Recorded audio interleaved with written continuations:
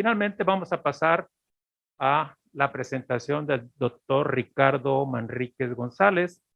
Voy a leer un poco de su currículo aquí entre líneas, es muy amplio, por lo que voy a ir rescatando, espero no cometer algún error a la hora de ir rescatando algunos datos de su formación. Por ejemplo, su licenciatura es en químico farmacobiólogo por la Universidad de Guadalajara, también tiene una maestría en farmacia, también por la Universidad de Guadalajara, y su doctorado en química en la Universidad Libre de Berlín, donde realizó estudios de resonancia magnética nuclear para, pues, investigar los diferentes enlaces que se dan cuando se hacen modificaciones de la celulosa, ¿verdad?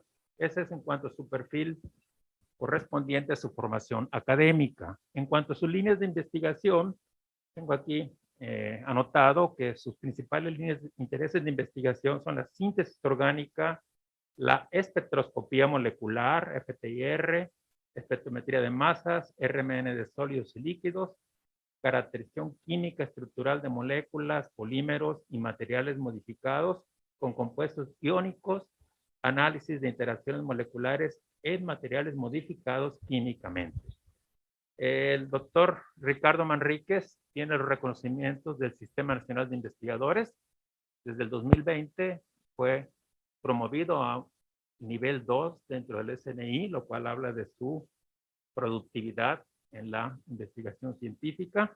También en la parte de enseñanza tiene el reconocimiento de perfil PRODEP, que es un reconocimiento tan importante dentro de nuestra universidad. ¿Sí?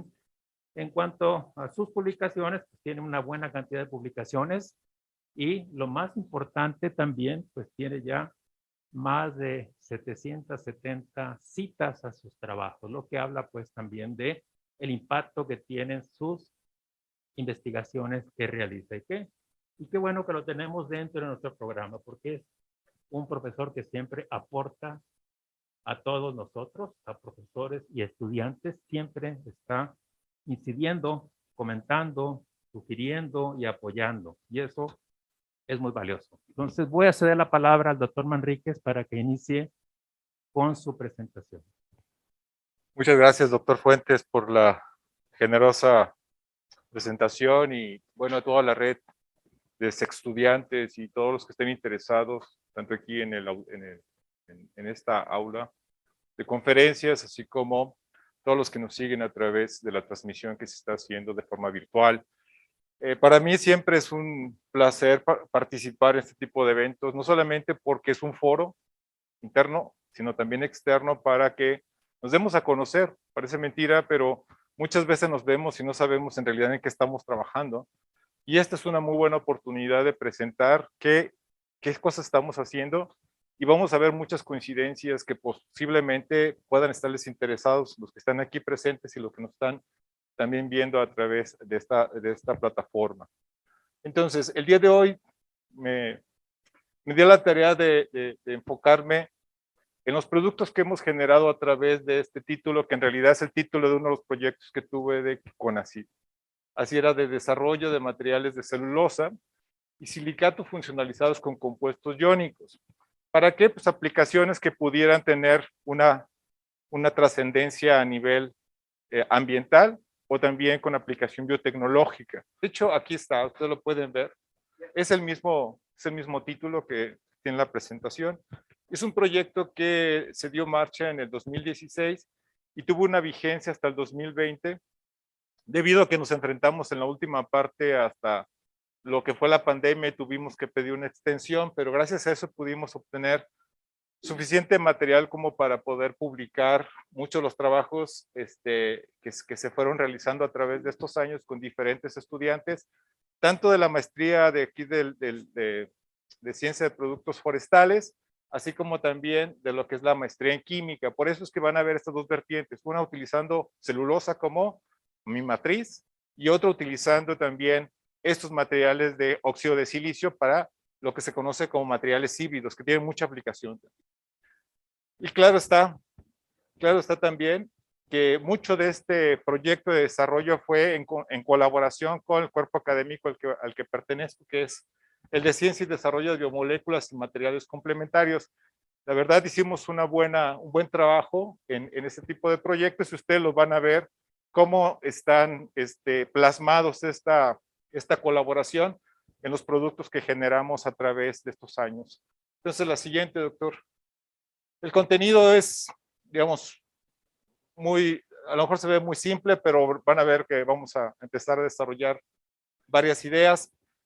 Voy a iniciar con una breve introducción acerca de que una de las herramientas que utilizo para poder caracterizar materiales. En el caso de los materiales, pues tienen esta característica de sólido, entonces una de las herramientas que utilizo de forma muy regular y que me da mucha información y por su versatilidad es la resonancia magnética nuclear. Entonces, para poder establecer cuáles son las líneas de trabajo que también estoy desarrollando, necesito pues hacer como una pequeña introducción sobre cuál es la herramienta más importante para mí para poder caracterizarlo. Y claro, otros los materiales como la celulosa. A lo mejor muchos de los que están aquí, pues, bueno, entienden fácilmente de qué estamos hablando sobre la celulosa, pero a lo mejor los que están viéndonos, ¿verdad?, a través de su computadora no están enfocados en ello, entonces sí me voy a permitir presentar una o dos láminas acerca de las características de esto. Después vamos a ver qué tipos de análisis por resonancia magnética nuclear se pueden ver con celulosa. Vamos a también a seguir acerca de los trabajos que se han realizado a través de la modificación química con esbiтерiones. Y por eso voy a presentar 4 trabajos de forma muy breve, pero muy concisa, rescatando específicamente en el desarrollo del material, cómo caracterizarlo y una posible aplicación que ya le estamos dando. Por último, vamos a ver esta parte de los materiales híbridos, específicamente con matriz de óxido de silicio, y entonces le ponemos compuestos orgánicos como ligantes. ¿Para qué? Para atrapar iones metálicos pesados. Y en este caso voy a presentar solamente 2 trabajos. Bueno, brevemente, la resonancia magnética nuclear es una de las herramientas analíticas más poderosas a nivel mundial. ¿En qué se basa la resonancia magnética nuclear? Se basa en determinar las propiedades de momento magnético de los núcleos. ¿Qué significa esto? Pues cada núcleo que está conformado en una molécula tiene un ambiente diferente y ese ambiente diferente lo sensa su momento magnético. Gracias a eso nosotros podemos saber qué núcleo está en qué posición o si está cerca o alejado de otro. ¿Cómo podemos nosotros obtener información? Sabemos que esos momentos nucleares se pueden excitar con radiofrecuencia, ondas de radio. Si le damos la apropiada radiofrecuencia, lo que podemos obtener es información acerca de ellos. Y cada uno, la forma en cómo esta radiofrecuencia la absorban y la emitan, nos dice qué tanta energía absorbió. Como respuesta, la energía que absorban depende de su entorno químico. Gracias a ello nosotros podemos mapear entonces cuál es el núcleo y en qué posición está en la molécula. De tal forma que una de las técnicas que más se conoce, bueno, o más bien variantes de la resonancia magnética, es la de solución o la de líquidos. Es la más común. ¿Por qué? Porque lo que se precisa aquí es tener la mayoría de información, específicamente en información para identificación de moléculas, pero el problema que tenemos en sólidos es que cuando no es soluble, vemos fenómenos que no se ven en líquidos. Entonces la historia cambia. Aquí tenemos que tratar de remover fenómenos que se conocen anisotrópicos. Estos fenómenos anisotrópicos aquí lo podemos ver. Vean, este es el mismo compuesto, este es en solución y esto sería en sólido. ¿Quién nos dice eso? Perdemos mucha información si lo vemos de forma directa. Entonces tenemos que utilizar estrategias para poder remover esta comunicación que hay entre núcleos. ¿Cuáles son las comunicaciones que dan estas formas anisotrópicas? Una de ellas es que los núcleos en forma sólida están conectados. Se conectan a través de momentos magnéticos como imancitos. Y esto afecta al otro. Y al afectarlo, entonces lo que tenemos es que puede hacer que la señal empiece a ensancharse. Entonces, en vez como veíamos aquí muy definidas, lo que podemos observar aquí arriba es que la señal se hace muy ancha. ¿Cómo podemos remover ese fenómeno? Bueno, no es el único que está presente. Y lo otro es el desplazamiento químico. El desplazamiento químico tiene que decir dónde aparece la señal en la escala del espectro. Y esto es dependiente a cómo está orientado hacia el campo magnético externo. ¿Por qué? Bueno, de forma simple, cuando uno quiere analizar una muestra en resonancia magnética nuclear, hay que ponerla en un imán. Y ese imán lo que va a decir va a orientar los pequeños imanes que hay en los núcleos. Y de esta forma nosotros podemos saber quiénes se orientan y quiénes no se orientan. Los que no se orientan tienen más energía. Los que sí se orientan tienen menos energía, por lo tanto hay que suministrarle más energía a ellos. Pero cuando tenemos esta forma anisotrópica o sólida, pues no se pueden mover, no se pueden orientar, porque la forma sólida hace que no se puedan tener esta posición. Pero en solución sí, en solución se remueven estos fenómenos y se orientan de forma que se promedian las señales y se ven delgaditas. ¿Qué tenemos que hacer nosotros aquí? Pues todo igual. ¿Cómo poder remover esto? El último sería los cuadrupolos. No voy a irme mucho en esto porque esta parte sería un poco más compleja. Los cuadrupolos también son momentos en los cuales, por ejemplo, los que tienen spin de un medio se pueden ver esféricos, su forma, digamos, o se concibe así, que su momento magnético es geométrico o esférico. Pero los que tienen spin arriba de un medio van a presentar estas formas ovaladas. Y estas formas ovaladas, en vez de tener un polo positivo o negativo, van a presentar 4 polos. Y eso hace mucho más complejo. Esa es otra historia que va fuera, digamos, de esta plática. Pero estos estos tres fenómenos, perdón, son los que son los responsables de que las señales se ensanchen. Ahora sí, la siguiente, por favor.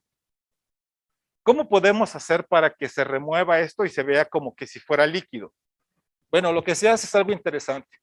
Los núcleos, por ejemplo, en el caso del carbono, que está asociado con hidrógenos alrededor, pues el carbono está acoplado con su hidrógeno. Y al estar acoplado hace que la señal se ensanche, como lo podemos ver aquí. Si yo quisiera ver este carbono, sería uno de estos. Si quisiera otro carbono, estaría también inserto. Entonces, es difícil saber cuál carbono es. ¿Qué se puede hacer? Se puede entonces poner la muestra, que es lo que se hace regularmente, poner a lo que se conoce como un ángulo mágico. Significa que la muestra no se mide de forma vertical, sino se pone en un ángulo determinado. Este ángulo determinado es de 54.7. Resulta que 54.7 no es otra cosa más que un componente que en realidad que está formando la anisotropía del sistema. Si yo sustituyo lo que es el valor del ángulo teta por 54.7, esto se remueve a ser 0. ¿Por qué? Porque el valor final de coseno cuadrado de teta va a ser cercano a 1. Menos 1, entonces estaría removiendo parte de la información. Y esto me ayuda entonces a que en vez de ensancharse se fijan que se está haciendo más delgado. Otra cosa, no es lo único que podemos hacer. ¿Cómo podemos romper la conexión entre los carbonos y los hidrógenos? Lo que se hace, se mandan radiofrecuencias directamente al hidrógeno, como decir, a ver, déjamelo solo. Lo voy a tener todo el tiempo promediándolo, de tal manera que no influya sobre el carbono. Y al no influir sobre el carbono evoluciona de forma muy simple. Y entonces se fijan, cada vez se hace más delgado. Ahora, a lo mejor es delgada, pero nos hace falta intensidad. ¿Cómo hacerlo más intenso? Pues lo que se hace entonces es, ahora, de forma chapucera, o de forma, digamos, que queramos sacar provecho de los núcleos que tenemos al lado, pues los hidrógenos son los más abundantes en un sistema, la mayoría de veces, y son de más frecuencia. Entonces lo que hago, le voy a decir, pues, préstame poquita frecuencia para entonces aumentar mi capacidad de que sea más sensible el núcleo. Entonces estoy transfiriendo la magnetización de los núcleos de hidrógeno hacia el carbono. Y esto hace entonces que, si se fijan, se incrementa la intensidad. Gracias a esto, nosotros podemos ver, no sé si lo ven aquí, el valor, por ejemplo, de abundancia natural de lo que estamos observando en resonancia magnética. No observamos el carbono 12 porque el carbono 12 es invisible. Su momento magnético es 0, pero podemos ver su isótopo, es el carbono 3. El único inconveniente que tenemos es que solamente tiene 1.1% en abundancia natural en promedio. ¿Cómo hacer entonces? Pues a través de esto, transfiriendo polarización o magnetización de los núcleos más abundantes del hidrógeno y de mayor frecuencia o energía, transferírselos al carbono y eso va a hacer que sea más intenso. ¿Qué tanto? Puede aumentar hasta 4 veces, en algunos casos como el nitrógeno 10 veces, silicio 5 veces, el fósforo 2.5, o sea, es una estrategia para poder tener toda la información necesaria para poder identificar los tipos de núcleos y poder remover esa anchura de señales. Hasta aquí voy a dejar porque puedo extenderme mucho. Ahora, la celulosa, bueno, no le voy a decir algo que ustedes no sepan, ¿no? ¿De dónde se obtiene la celulosa? Las fuentes, la principal fuente de la celulosa, pues claro que son nuestros bosques, la madera, pero también toda la parte agronómica. Entonces, en realidad es agroforestal. Claro está que la celulosa principalmente la obtenemos a través de lo que son la madera. Ya sabemos entonces que ya hay fibras nuevas, pero también hay fibras recicladas. Aquí está la maestra Alma Rosa, que no va a dejar a mentir, que cada vez están tratando de reciclar para recuperar y entonces también conservar un poco lo que es la producción de nuevas fibras para no estar sobreexplotando pues los bosques. Otra manera de obtenerse es a través de ¿qué? De microorganismos. Hay microorganismos que tienen esta capacidad de poder extruir celulosa, tomando fuentes de carbono, y estas fuentes de carbono las utilizan para nutrirse, pero al mismo tiempo para generar. Y muchas veces esta forma de generar también es una forma de protegerse. Puede uno estimularlas y entonces hacer que a través de ese ambiente adverso, lo que hagan es sobreproduzcan esta celulosa. Y algo interesante que tienen estos dos tipos de celulosas que vienen de las plantas y que vienen a través de los microorganismos es el orden. Resulta que la celulosa que se obtiene a través de las bacterias tiene una mejor cristalinidad que la que viene directamente de los árboles. La verdad, no se sabe a ciencia cierta porque muchas veces para obtener la celulosa utilizamos tantos procesos químicos que pudiera al mismo tiempo el mismo proceso también modificar la cristalinidad de lo que estuviera en la planta, ¿no?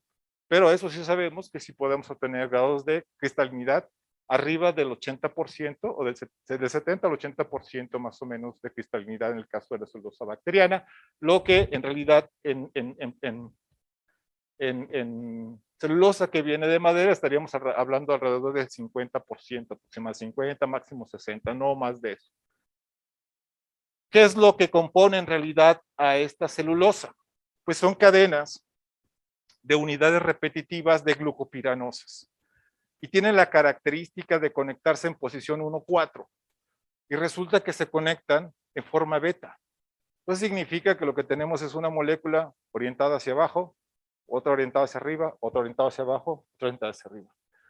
En términos poliméricos, esto sería sindiotáctico, ¿verdad? O sea, que está orientado los digamos, grupos colgantes hacia un lado y otro hacia el otro y así viceversa, se están prácticamente intercalando. ¿Qué favorece esto a la celulosa? Que puedan generar una red muy sofisticada de puentes de hidrógeno, lo que hace entonces que el orden de estas celulosas se mantenga muy fuerte. Y eso hace también que no sea soluble. Gracias a que esta forma de poderse asociar es muy compleja y solamente algunos que están en la superficie podrán solvatarse. Y esto lo más que pudiera hacer es hincharse, ¿sí? Adquirir un volumen mayor, pero no llega a disolverlo. Químicamente sí se puede hacer si lo modifica uno. Entonces, otra forma también de ensamblar y que se ha utilizado para generar papel, pues es a través de estos grupos OH que forman puentes de hidrógeno. Y estos puentes de hidrógeno lo que hacen es que mantienen las características físico-químicas o las características mecánicas que se requieren, ¿verdad? Como estamos viendo lo que es la estabilidad estructural del material. Esto falla cuando ya hay agua presente porque remueve los puentes de hidrógeno naturales. Ahí es donde entonces las cosas cambian. Entonces, ¿cómo poder modificar para darle nuevas o conferirle nuevas propiedades, ya sea que sea resistente aún en presencia de agua o que quiero que no sea ni siquiera asociable al agua? Pues se ha hecho mucho de tipo de modificaciones de la celulosa para conferirle ya sea capacidades de ser hidrófobas, medianamente hidrofílicas o muy hidrofílicas, o que sean solubles, o que formen unas características, por ejemplo, de asociación, o formen nuevos materiales, se pueden hacer láminas. Por ejemplo, el acetato de celulosa, ustedes lo pueden ver, se pueden hacer láminas.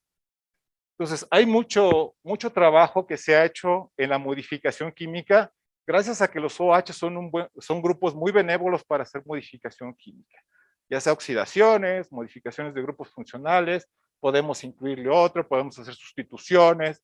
Hay una gran variedad de química que se puede hacer con la celulosa y yo me apego a esta parte porque es la que he trabajado más y esa es la que tiene para mí un gran efecto y el uso de la celulosa como uno de los materiales o de los polímeros mucho más atractivos. La siguiente. Y es algo interesante. Podemos ver la organización de las cadenas o se puede decir las microfibras o las nanofibras de la celulosa, se pueden ver qué orden tiene. ¿Cómo poder saber? Uno sería difracción de rayos X, definitivamente, y hay patrones que se pueden seguir a través de difracción de rayos X. Ahora, la resonancia magnética también nos da algo de información. Bueno, les voy a decir lo siguiente, lo que tenemos aquí son dos espectros que nos dicen dos tipos de ambientes químicos. Uno es, tenemos un ambiente químico muy cristalino, donde podemos observar qué forman cada señal, si podemos ver la unidad de glucopiranosa que tenemos aquí en la parte de arriba y cuáles son los carbonos que estamos observando. Esta es resonancia magnética nuclear de carbono de la celulosa cuando tiene un grado de cristalinidad alto. Estaríamos hablando de zonas cristalinas. Ustedes saben, cuando tenemos fibras, tenemos partes amorfas, tenemos partes cristalinas. ¿Qué pasa cuando se disuelve la celulosa? Y luego después removemos el solvente, entonces lo que se conoce como celulosa regenerada. Lo que estamos haciendo es, metimos solvente internamente, desestructuramos estas cadenas, y lo que tenemos como resultado es que fíjense cómo cambia el patrón. Les puedo decir lo siguiente, estas señales del carbono 4, estamos hablando de este, y esta que están aquí es la del carbono 6.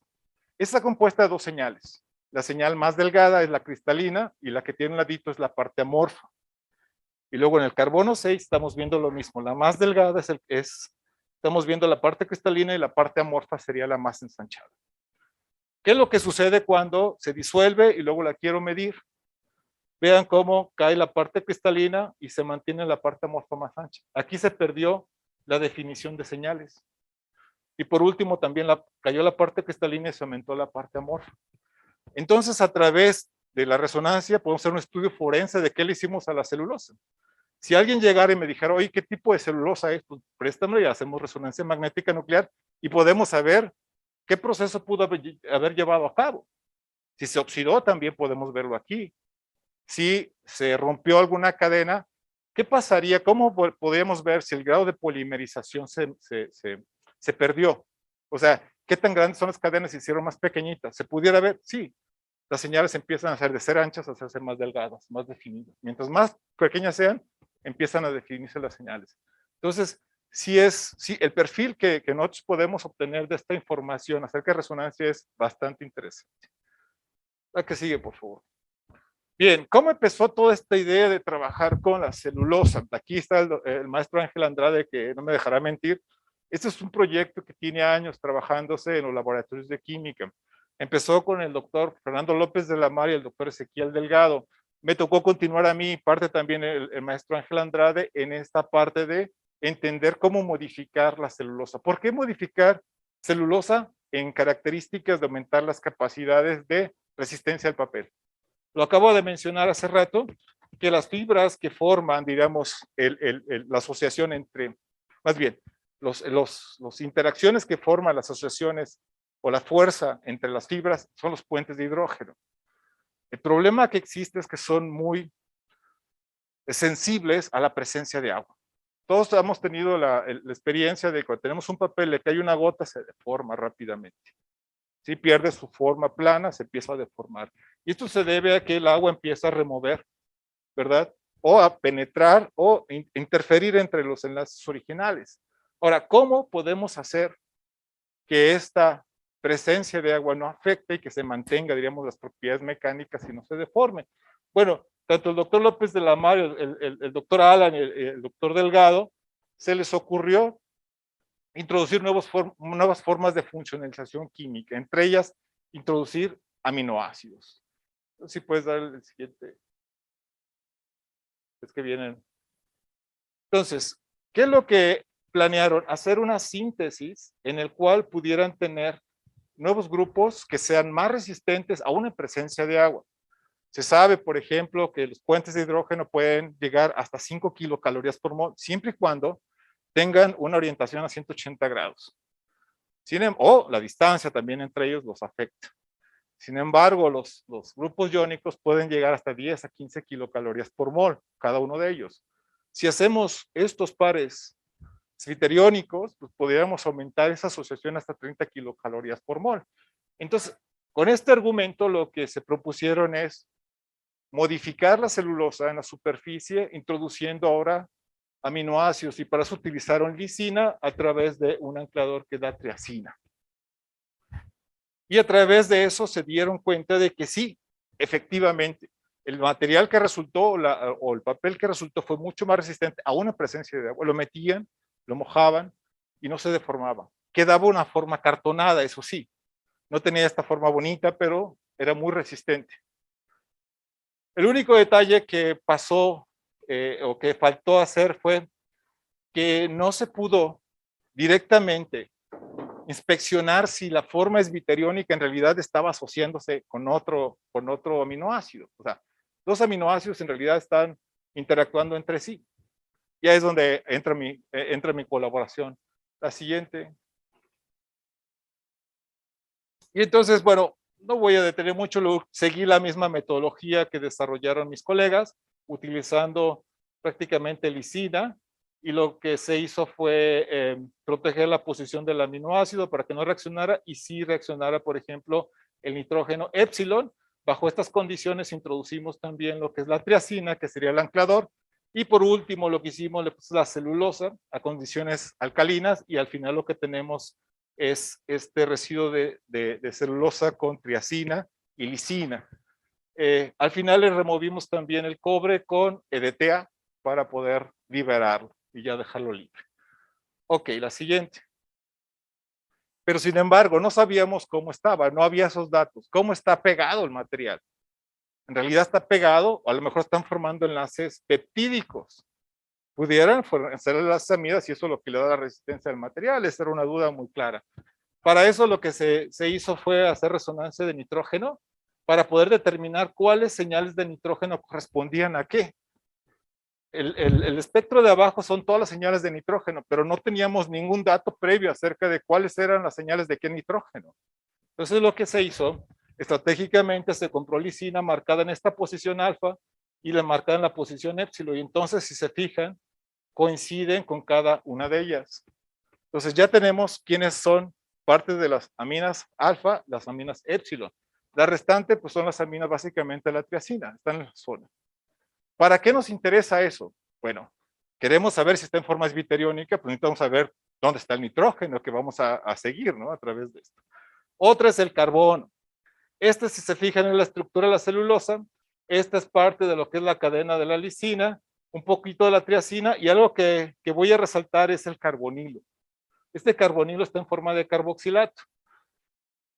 Y el valor es de 177. Pero no sabíamos si el 177 implica que esté de protonado o que siga con el protón.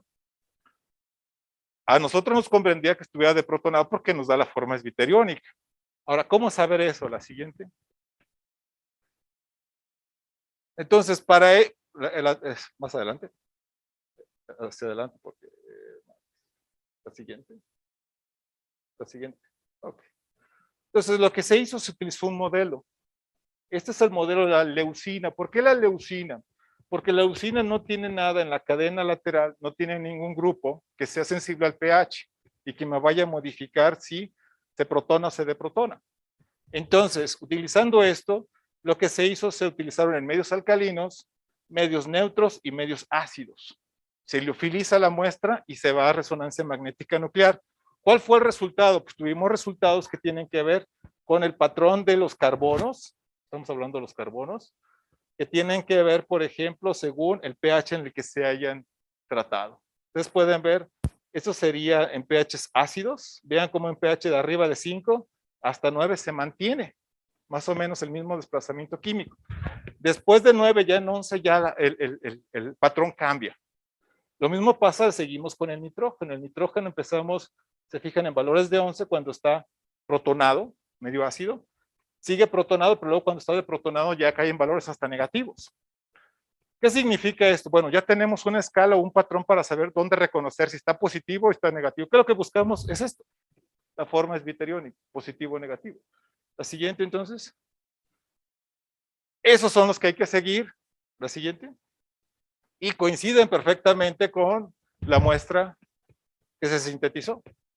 Coinciden con los desplazamientos químicos. Esto me dice que está en forma esbiteriónica. Ahora lo siguiente. La siguiente. La siguiente es, bueno, ¿se aproximan para en realidad formar interacciones? ¿Qué tanto se aproximan? ¿Cómo lo podemos ver? ¿Se acuerdan que hace rato les dije que los núcleos se asocian? Bueno, en una de las formas hay que quitarlos. Pero eso es como una relación que es pasional. Hay veces hay que quitarlos, pero hay veces hay que juntarlos. Entonces, aquí lo que quiero rescatar es cuando están juntos y medir ese acoplamiento de estos núcleos. Entonces, hay un experimento que se conoce como redor y algo que hace es medir la distancia que hay en estos núcleos. De forma simple, ¿cómo trabaja redor? Yo puedo observar un núcleo y puedo estimular el otro. Pero si observo un núcleo y estimulo el otro, si están en la cercanía aproximada para formar un enlace, uno afecta al otro. En pocas palabras, si yo estimulo un núcleo, el otro se va a afectar. Y eso me dice que el grado de afectación me dice qué tan cerca está. Y gracias a eso puedo medir distancia. Y pues se pudo medir la distancia de esto. O sea, pudimos observar esta parte a través del fenómeno del acoplamiento dipolar.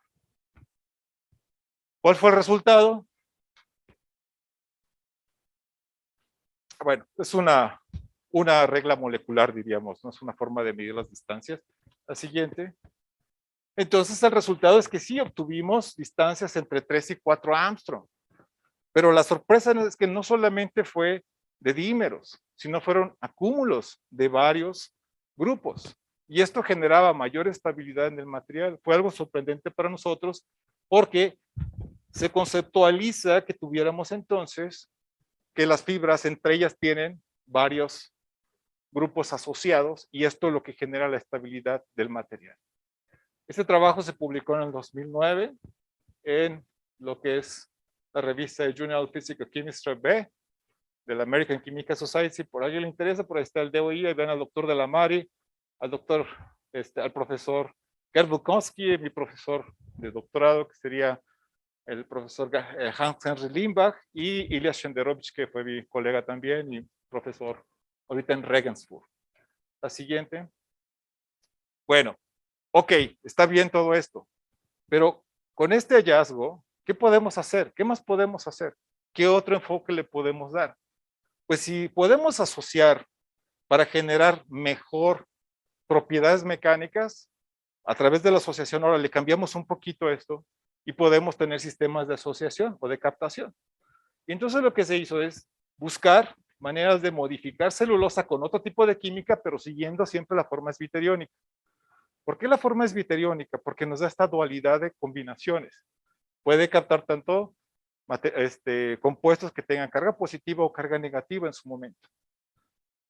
Algo que se probó para ver la actividad o la capacidad de captación es un colorante. Y gracias al colorante yo puedo saber qué tan activo o qué tan funcionalizado puede estar un material. En el caso de la celulosa modificada en este caso. Bien.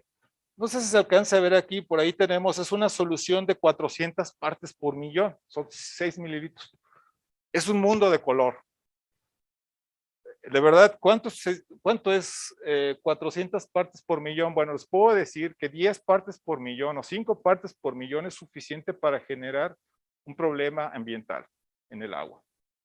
A lo mejor se ven muy bonitas de colores el agua, pero no le gusta esto a lo que es a la fauna acuática y tampoco es a todo lo que son las plantas que están dentro de ese sistema. ¿Por qué?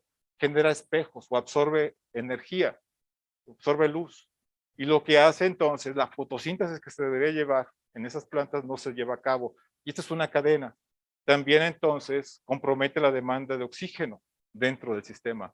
Entonces, sistemas que tienen una cantidad exorbitante, pues lo hacemos para poder saber la capacidad de captación, pero en realidad, en forma práctica, esto es muy grande esta capacidad, pero nos dice qué tan bueno puede ser en captación un material.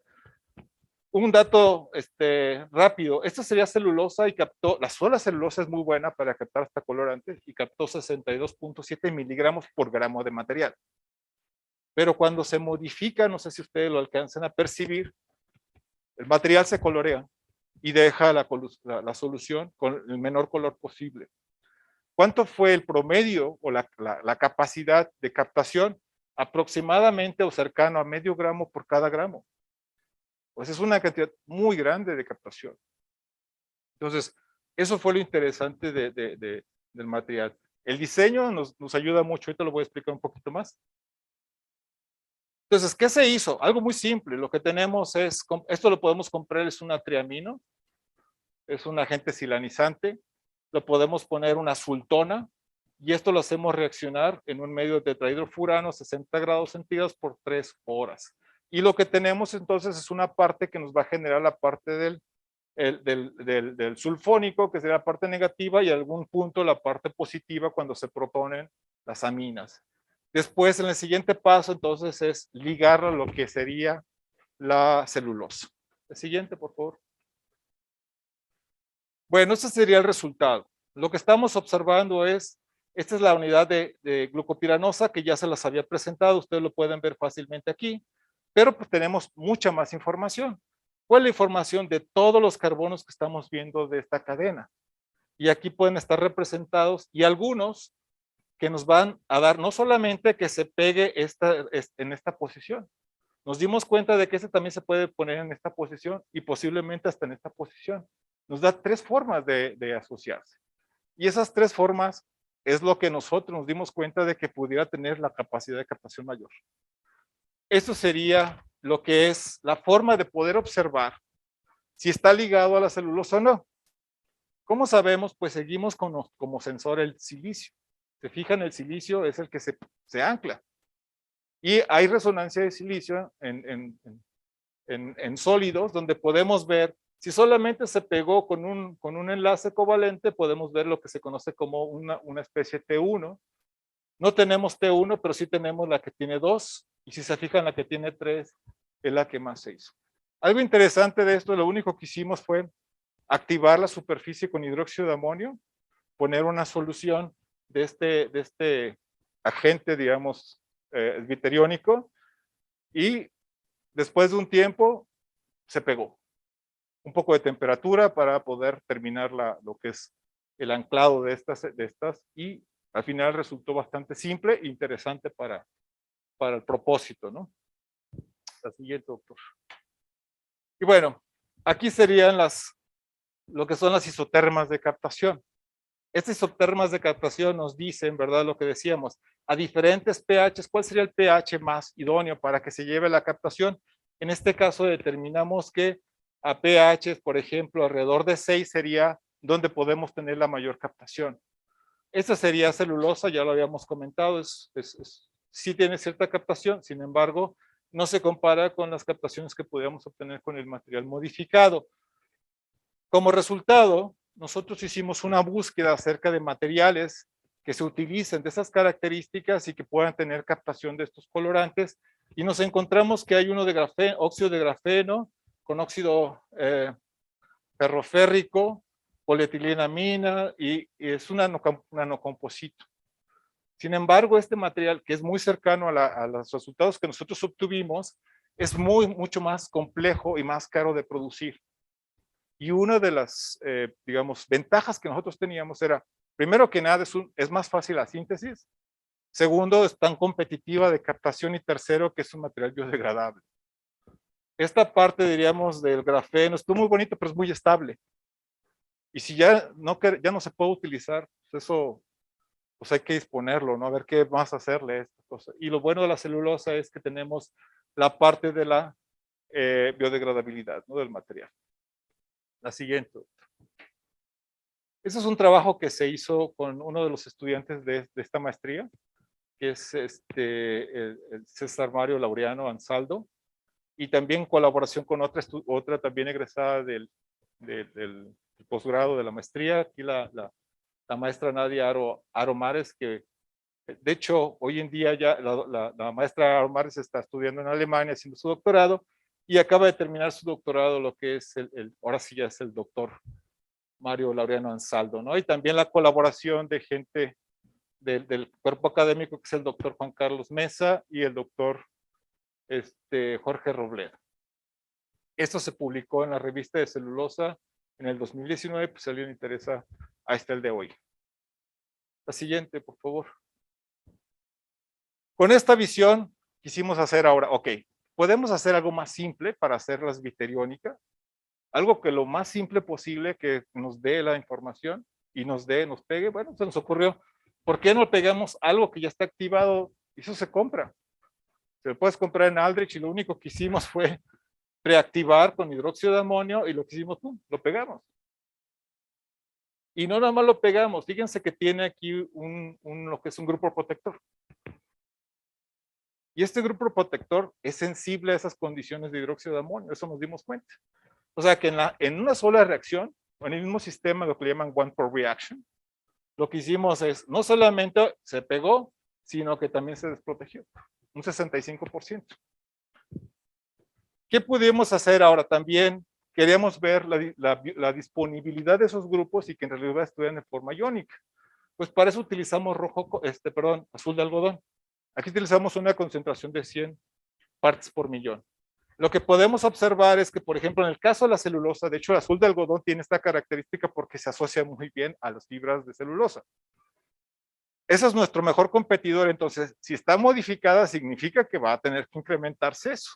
Por eso es que lo utilizamos como un medio de poder determinarlo, y sí aumentamos hasta el 90% después de la modificación. Y una modificación que no se lleva más que unas horas. Es muy simple de hacerlo y también pudimos determinar que tiene una forma esbiteriónica porque está en la zona donde se forma el esbiterión, ¿sí? O sea, la forma estamos hablando que está alrededor de pH 6, más o menos. La siguiente. Y bueno, la caracterización, ustedes ya pueden ver lo que sería la celulosa, pero aquí me voy a referir en los nuevos grupos que estamos introduciendo, que sería el 2 y el 3, y también tenemos algo de remanentes de trifluoroacético, que decía la mayoría se removió, por eso es que las señales están muy pequeñas, y tenemos las señales de los carbonilos.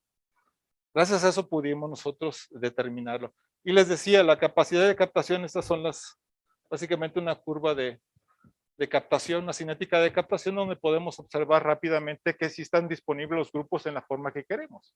Esto nos ayuda a poder entender si en realidad la modificación se hizo, punto número 1, no solamente con esto, sino también hay que ver si están disponibles para que se asocien. Ok, la siguiente.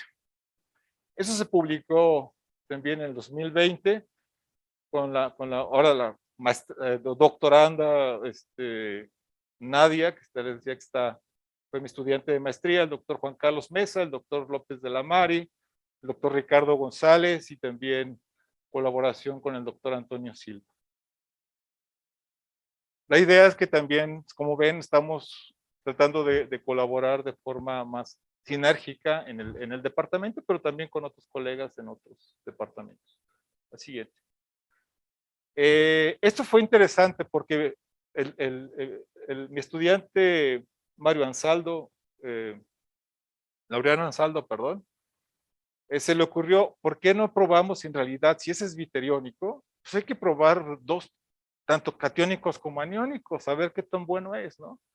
Y entonces probamos una síntesis que la verdad me sorprendió un poco porque no esperábamos que tuviéramos esta conformación. Regularmente esto lo utilizamos como un catalizador, pero como utilizamos concentraciones altas se pegó. Y entonces tenemos dos formas catiónicas y una forma aniónica. Bueno, el resultado de esto es que, por ejemplo, estamos utilizando tanto catiónicos como aniónicos, y algo que se puede observar aquí es que tenemos tanto colorantes aniónicos y colorantes catiónicos. En el caso del colorante aniónico, es lógico porque tenemos más cantidad de grupos opuestos catiónicos que la captación sea mayor. Pero eso no quiere decir entonces que no esté activa la parte aniónica, porque el compuesto catiónico sí captó bastante bien. O sea, 76% es bastante alto. La siguiente, doctor. Y entonces aquí tenemos lo mismo. ¿Cómo saber si está modificado? Pues también tenemos que hacer resonancia magnética nuclear, ver los grupos específicos que corresponden y nos dicen que están presentes estos grupos funcionales. Lo mismo pasa con la parte alifática, pero lo que pueden ver aquí es una cantidad de compuestos. Ustedes pueden ver son entre aniónicos y catiónicos. Y todos captan, todos se captan. Unos en mayor concentración, otros en menor concentración. Pero, ¿qué es lo que probamos aquí? Que la forma esbiteriónica en realidad funciona. A veces un poco más para unos, mejor otro para otros, pero eso también tiene que ver mucho con la estereoquímica de la molécula que va a captar. Qué tan grande es, qué tan estorbado está el grupo funcional donde hace. Pero, digamos, como resultado tenemos bastante buena información aquí que podemos explotar en los siguientes años, ¿no? Para poder generar mejores grupos esbiteriónicos para esta forma dual de captación. La siguiente. Y este trabajo se publicó en el 2021 en un Material Letters. Aquí está, digo, de estudiante, lo que es César Mario Lauren Ansaldo, el doctor Jorge Robledo y su servidor. Entonces, si les interesa, ahí está el DOI. Requieren modificar. Voy a pasar ahora a la parte de materiales híbridos. Los materiales híbridos son materiales que tienen dos áreas importantes y que están conjugadas para que cada área promueva o aporte las propiedades de cada área. En el caso, digamos, de la forma inorgánica, en este caso podemos utilizar lo que son matrices. Las matrices inorgánicas nos dan mucha estabilidad, nos podemos controlar la porosidad, el área superficial. Esto a veces no se puede controlar en lo que son los polímeros o materiales naturales, a veces es mucho más complejo. Pero si los se sintetizan, podemos obtener estas formas adecuadas. Podemos funcionalizar con compuestos orgánicos. Entonces tienen estas dos áreas, tanto la parte inorgánica, la parte estructural estable, térmicamente y mecánicamente, y la otra parte que es la parte de interacción físico-química, que serían los ligantes orgánicos.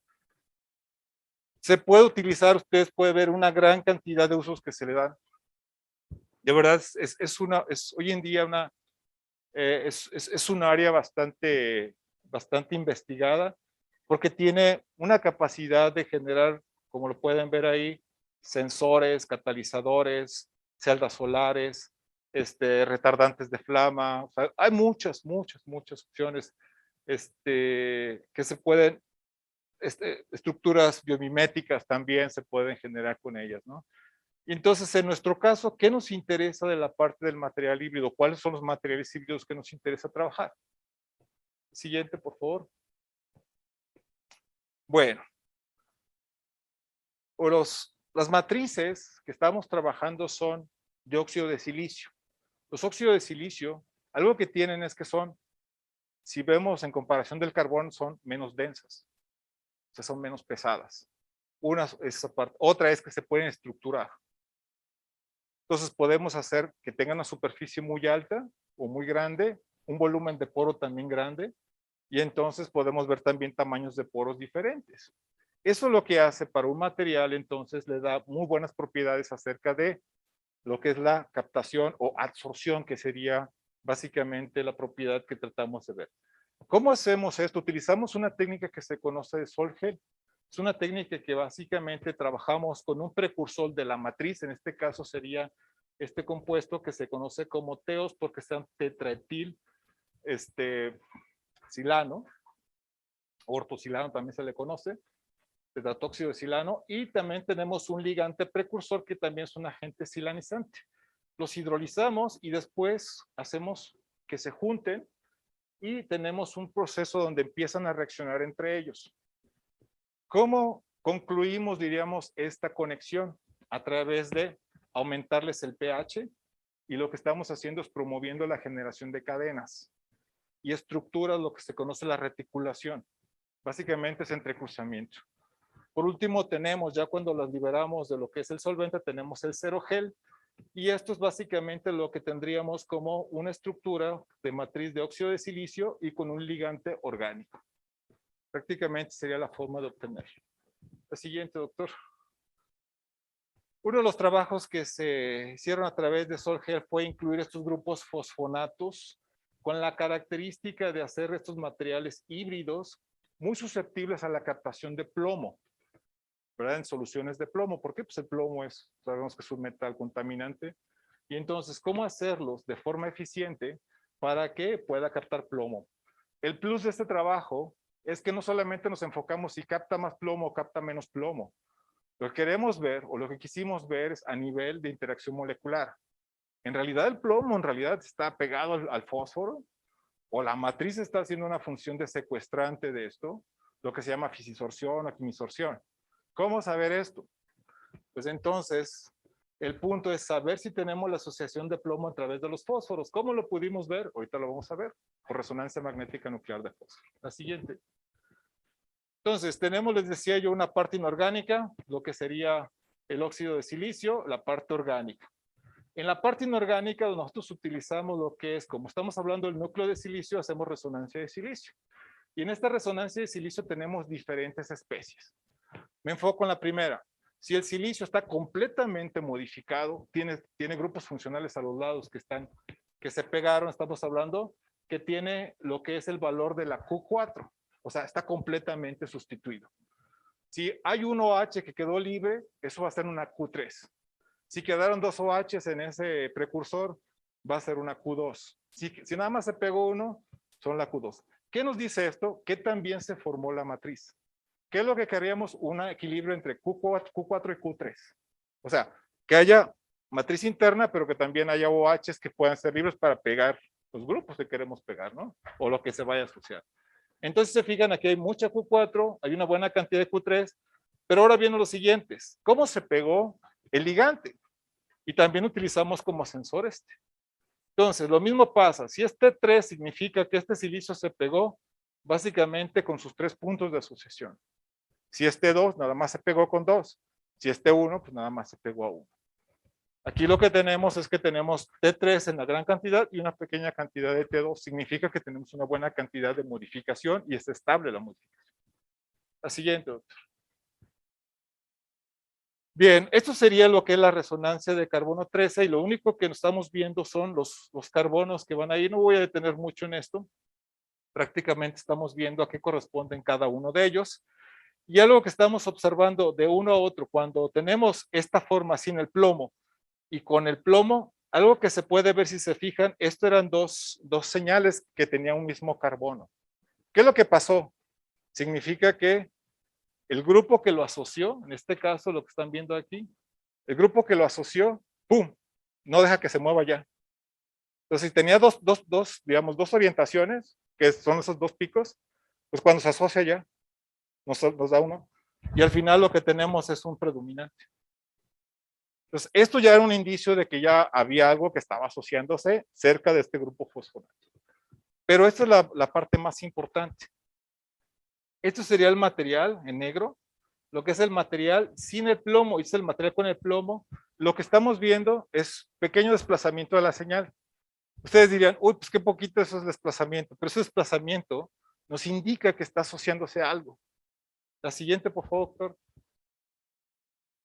Lo que se hizo entonces en colaboración con mi colega Ilya Senderovich de la Universidad de Regensburg a través de un programa que se llama W-Solids, emularon esta forma, por ejemplo, cuando tú estuvieras sola y cuando estuviera asociada. Y resulta que cuando hacen el cálculo del espectro y lo que es el experimental, empatan perfectamente. ¿Qué nos dice eso? Entonces, que sí estamos viendo el fenómeno. Y el fenómeno nos dice que tiene estas diferencias, vean, 28 y nos dice que también debe tener 26. Pues resulta, la siguiente por favor, que coinciden perfectamente en los valores que nos estaban diciendo. No voy a tener mucho en esto se llama lo que es la anisotropía de desplazamiento químico. Estos datos acerca de qué orientaciones estarían tomando y buscando la isotrópica, básicamente lo que tendríamos es el resultado sería la parte isotrópica y estos serían los componentes que están viendo ustedes acá. No voy a detener porque eso lleva un poquito de tiempo y no tiene caso, pero sí sabemos que la suma de todos estos es el valor isotrópico y por eso si sumamos todos estos nos da este valor, sumamos todos estos nos da este valor. Resulta que coinciden con el desplazamiento químico experimental. Como resultado entonces lo que tenemos es que sí hay asociación. Pero no solamente hay asociación, la siguiente, por favor. No solamente hay asociación, sino que hay una asociación de un plomo se asocia a dos fósforos. Esa sería la relación. De hecho, no lo presento aquí, pero hicimos el análisis elemental. Y la relación de plomo con respecto a fósforo es de 2:1. Entonces significa que por cada 2 fósforos, en promedio un plomo está entre ellos. Pues genera bastante. La siguiente, por favor. Y esto es un trabajo que se publicó en el 2020 con la colaboración de uno de mis estudiantes de doctorado, ahorita el doctor José Antonio Gutiérrez, mi colega, el doctor Sergio Gómez del Departamento de Ingeniería Química, el doctor Ilya Senderovich y su servidor. Esto es Material Chemistry and Physics. Siguiente. Siguiendo esta tendencia, digo, bueno, ¿por qué no metemos, en vez de poner simplemente un grupo como fósforo, poner,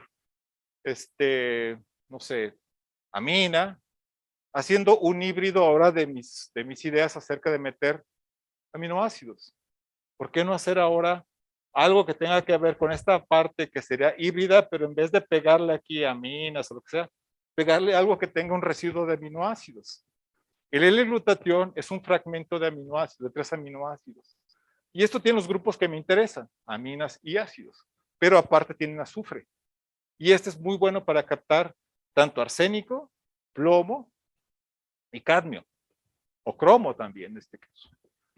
La siguiente, entonces sería, este sería el L-glutatión. Esta sería la síntesis rápida sí, sería la síntesis rápida, hicimos lo que es la matriz, y por otro lado lo que hicimos fue pegarle el L-glutatión o el precursor directamente sobre la matriz, y ya lo que tuvimos fue prácticamente el material ya funcionalizado. La siguiente. Esto sería el carbono 13, donde podemos ver todas las señales específicas de lo que representa el L-glutatión. Están presentes todas, significa que en el material está ensamblado, pero no solamente ensamblado, significa que también está pegado, porque esta señal de aquí es esta. Entonces significa que sí está pegado el material. ¿Por qué? Porque cuando se pega, se pone más fija. Y cuando se pone más fija, tiene restricciones y las señales se ensanchan. Eso nos dice entonces que sí está asociado a esa característica. La siguiente, por favor. Esto es el silicio, les decía, podemos ver las T2, T3, lo que ya veíamos aquí, Q3, Q4, entonces vemos que nuestro material tiene las características de la estabilidad de la matriz, que ya estamos comentando, y también vemos que está bastante bien modificada la superficie. Algo interesante es que la captación, aquí nomás lo pongo como dato, sí es este. Lo pongo como dato aquí, a lo mejor se ve de 45.22 miligramos por mililitro en comparación, por ejemplo, a que es de 107, o incluso que está cercano también, que es muy baja en comparación a la que estamos viendo, pero volvemos a lo mismo. Luego los materiales que se modificaron aquí, por ejemplo, tienen hierro, y eso se sabe. Esos materiales que tienen hierro son muy buenos asociadores o queladores de otros tipos de sistemas, ¿no? Pero aparte, fíjense, algo que tiene interesante que nos incumbe a nosotros. Tiene materiales lignocelulósicos. Y los materiales lignocelulósicos, por ende, también asocian iones, ¿verdad?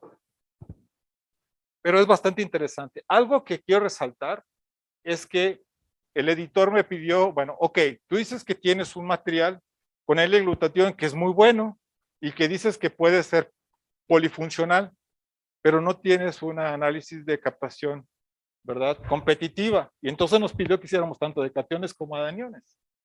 Y entonces, si se fijan, sí podemos ver, claro, el arsénico, que es el que trabajamos nosotros, pues es el mayor, pero también plomo, cadmio, cobre, cromo, níquel, también tiene características.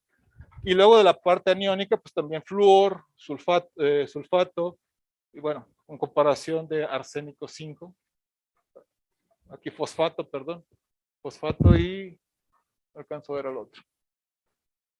No sé si es plata, no sé qué sea.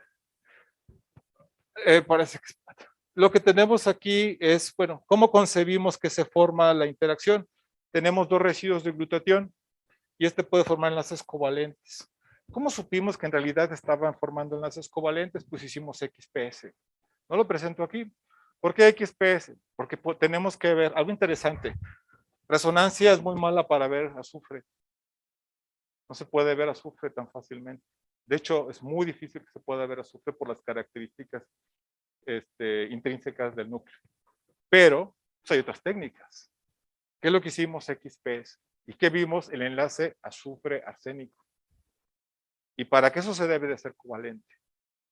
Entonces sí se dio el enlace azufre-arsénico. Y ya he publicado este tipo de interacciones a través de azufre con arsénico de doble dentado, ¿no? Que le llaman. Y bueno, pues esto sería una forma de simplificar. Tenemos nuestro material de óxido de silicio modificado y pues lo que veríamos es que está captando esta sal de arsénico, ¿no? Y este trabajo se publicó en este año, acaba de salir en marzo más o menos, el 22 de marzo.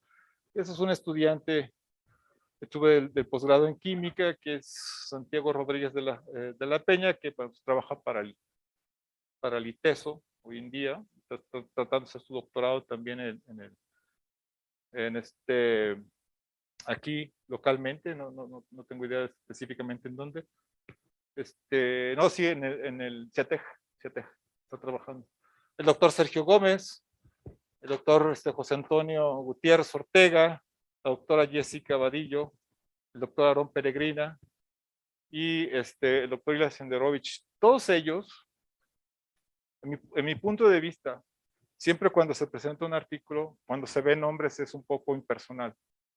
Hay veces que, ¿quién hace los artículos? No los nombres, los hace la gente, ¿no? Esos son los que hacen, esos son lo que es, la colaboración es lo que hace posible pues que estas cosas se cumplan. Entonces siempre me gusta mejor poner fotografías también para que se vayan familiarizando y esos quiénes son.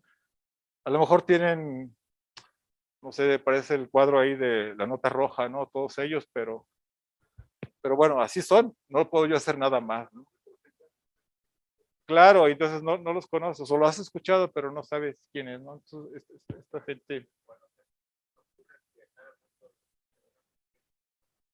Claro.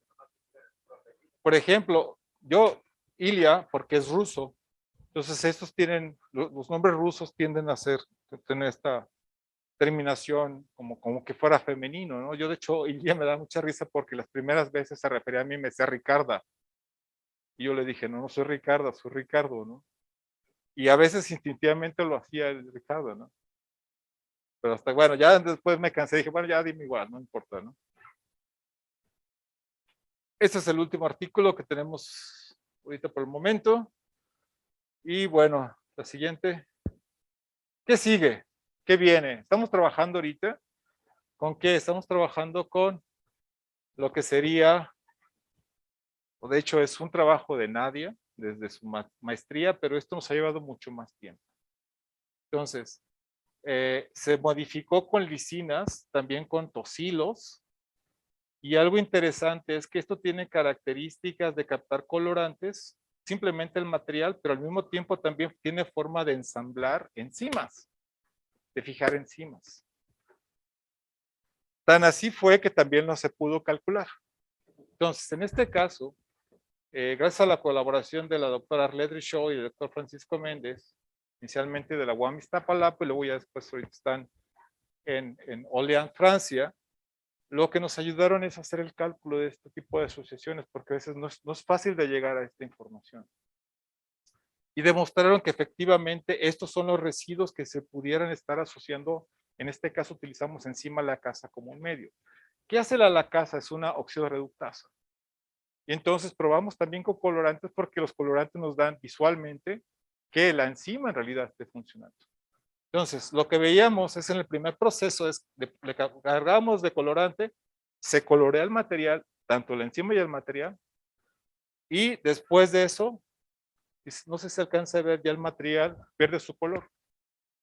Esto dice que la enzima está degradando también el colorante.